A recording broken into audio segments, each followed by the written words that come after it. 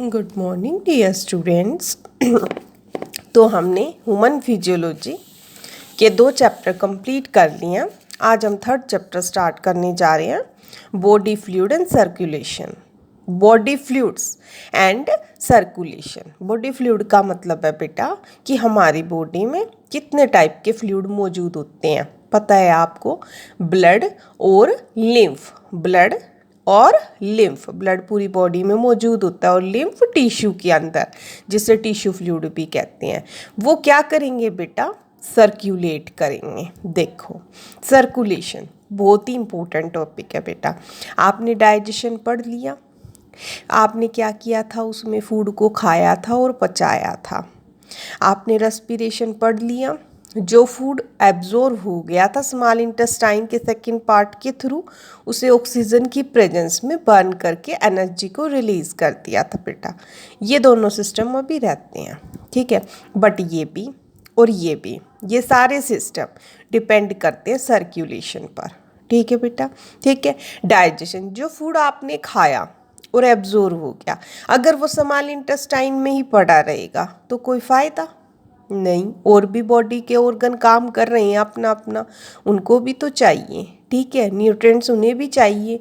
Respiration से जो oxygen आई, carbon dioxide आई, ठीक है, ऑक्सीजन जो है वो बाहर से आई और टिश्यू के अंदर जो फूड को डाइजेस्ट किया था, जब ऑक्सीजन की प्रेजेंस में किया था, जब बर्निंग हुई तो कार्बन डाइऑक्साइड प्रोड्यूस हुई। वो कार्बन डाइऑक्साइड अगर टिश्यू के अंदर यूं की यूं पड़ी रहे तो दिक्कत हो जाएगी। तो रेस्पिरेशन को भी ज़रूरत है कि कोई ऐसा सिस्टम आए जो ऑक्सीजन तो इस तक टिश्यू तक ले आए और इसकी कार्बन डाइऑक्साइड को उठा के ले जाए, ठीक है। तो इसको भी किसी न किसी की ज़रूरत पड़ी, जो सर्कुलेट करते, इसको भी ज़रूरत पड़ी। फिर बात आती है एक्सीरेशन की। अब इनमें नाइट्रोजीनियस वेस्ट भी आए। हमने खाई प्रोटीन का डाइजेशन हमने अमाइनो एसिड में किया था ना। अमाइनो एसिड में एक टॉक्सिक ग्रुप प्रेजेंट है, अमाइनो, ठीक है। अब वो नाइट्रोजीनियस वेस्ट को हमें रिमूव भी करना है, तो यहाँ किडनी तक जब तक मैटर नहीं आएगा, ये रिमूव कैसे करेगा? तो इसको भी ज़रूरत किसकी पड़ी? सर्कुलेशन की। एंडोक्राइन सिस्टम क्या रिलीज करते हैं? हार्मोन, ठीक है। हार्मोन को ट्रांसपोर्ट करने के लिए भी किसकी ज़रूरत पड़ी बेटा? सर्कुलेशन की, ठीक है। तो कहने का मतलब ये है कि किसी भी चीज़ को यहाँ से उठा के यहाँ पहुँचाना है, ठीक है, तो एक ट्रांसपोर्ट तो चाहिएगा, ठीक है। और वो ट्रांसपोर्ट कौन है हमारी बॉडी में? Circulatory system. तो हमारे सारे के सारे वाइटल प्रोसेस किस पे डिपेंड करते हैं? सर्कुलेटरी सिस्टम पर, ठीक है। कैसे एक्ट करता है बेटा? ये पोस्टमैन की तरह, ठीक है, बहुत इंपॉर्टेंट है ये। देखो, आपकी ऑक्सीजन और कार्बन डाइऑक्साइड का एक्सचेंज पूरी बॉडी में कौन करा रहा है? ब्लड, लिम्फ, ठीक है। किस में आते हैं? सर्कुलेटरी सिस्टम में। आपकी बॉडी से सारे के सारे वेस्ट कौन रिमूव कर रहा है? Circulatory system. आपको कोई डिजीज़ हुई है, ठीक है, आपको चोट लगी है, उस चोट की प्लेस पर WBC पहुंचानी है, ठीक है, ताकि ब्लड की क्लोटिंग हो जाए, ठीक है, तो वो कौन करेगा? Blood transport system.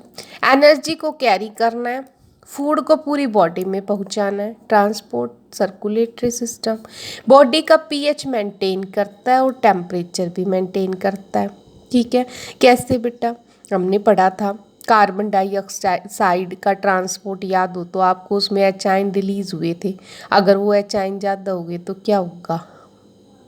जो pH है वो इम्बैलेंस हो जाएगी। तो वही करता है ये भी, ठीक है। हार्मोन को ट्रांसपोर्ट कौन करेगा ऑर्गन तक? Circulatory system.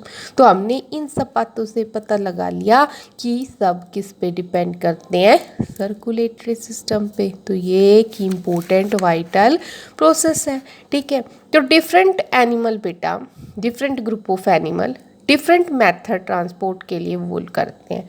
अगर सिंपल एनिमल की बात की जाए, जैसे पोरीफेरा 9th क्लास में पढ़ा था आपने, छोटे ऑर्गेनिज्म, पोर फॉर्मिंग, स्पंज वगैरह, ठीक है, उनके अंदर बेटा कैसा होता है? उनके अंदर वाटर कैनाल सिस्टम इस तरह से ओपनिंग होती है, ठीक है, और ये इस तरह से होती है उनकी, और ये पूरी जो होती है उनकी कैनाल, इसमें वाटर सर्कुलेट कर देता है पूरी चीज़ों को, ठीक है।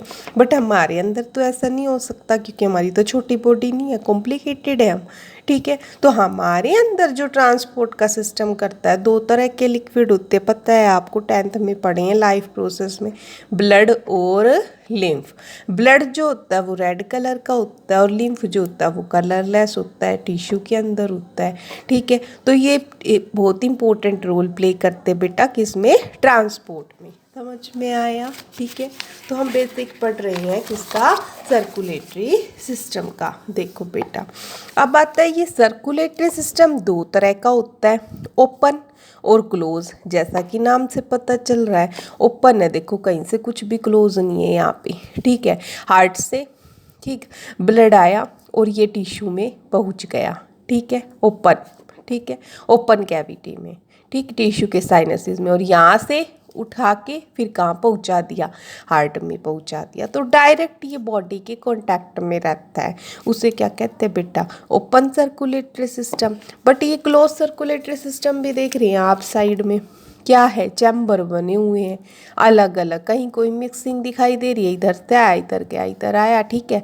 तो इस तरह से, और यहाँ आपको वेसल भी दो दिखाई दे रही है। हार्ट से ऑक्सीजनेटेड ब्लड लेकर के गई आर्टरी किस में डिस्ट्रीब्यूट हो गई, आर्ट्रियोल में, ठीक है। आर्ट्रियोल छोटे छोटे डिस्ट्रीब्यूट होके कैपिलरीज बना गए और फिर क्या बन गए, विन्योल्स ने डीऑक्सीजनेटेड ब्लड दे दिया टिश्यू से, किसको दे दिया, वीन्स को। अब वीन किसके पास गई, हार्ट के पास। तो बेटा यहाँ हमने देखा कि वॉल है, ठीक है, प्रॉपर वॉल है, यहाँ पर कैविटी है, ठीक है। तो ओपन सर्कुलेटरी सिस्टम है ये कौन सा सिस्टम है बेटा, close circulatory system. Open circulatory system किस में होता है बेटा, कॉकरोच के अंदर, आर्थ्रोपोडा क्या होते हैं, सारे के सारे इंसेक्ट है, ठीक है। देखो, ब्लड कहाँ से अराइज हुआ, हार्ट से, कहाँ पहुँचा, ओपन कैविटी टिश्यू के अंदर, मिक्सिंग होगी, ठीक है। जब इससे जा रहा है बेटा, बॉडी के अंदर जा रहा है डायरेक्ट, और बॉडी से यहाँ आ रहा है, तो उसका प्रेशर भी क्या होगा, लो होगा, क्योंकि वाल भी नहीं है इसमें, डायरेक्ट कॉन्टैक्ट में होगा, ठीक है। क्लोज सर्कुलेटरी सिस्टम किस में होता है बेटा, वर्टिब्रेट्स के अंदर। वर्टिब्रेट कौन है, हम लोग, ह्यूमन बीइंग, एनालिड्स, ठीक है, एनालिड्स के अंदर भी होता है क्लोज सर्कुलेटरी सिस्टम।